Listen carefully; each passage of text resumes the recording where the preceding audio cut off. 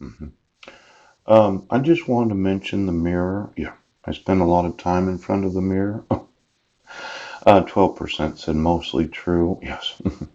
I avoid looking at myself in the mirror. 29%. Yes. I don't spend a lot of time looking at myself. And just so you know, yes, the Mercer. See, last Friday I went and talked to a doctor at the community meal and they gave me some antibiotics. Yes. And I explained to them that I had used a wet wash rag and crushed ice to cool the actual infection. Then I explained to the doctor that really what it was a blood boil, yes, that had an infection in it. It wasn't a boil that had blood in it. Yeah. Well, that was on Friday. And I started taking the antibiotics, and I explained that, well, to start with, yes, every 12 hours I would cool the actual, well, I guess it was some sort of inflammation in my skin. Yes. And when I did that for 4 days, it got a lot smaller. Well, I took a shower on Sunday and I washed it, and I kind of used a special type of soap that they have in the YMCA, and it's a good soap. And I haven't touched it, and it's almost gone.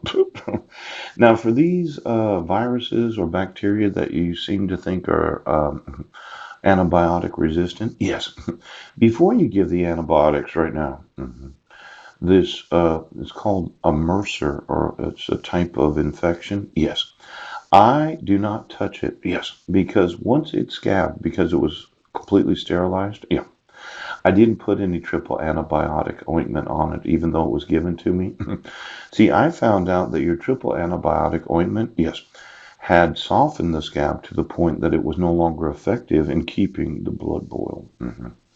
So you may want to adjust your prescription. Yes, that you do this for the first 4 days, even though it was very painful.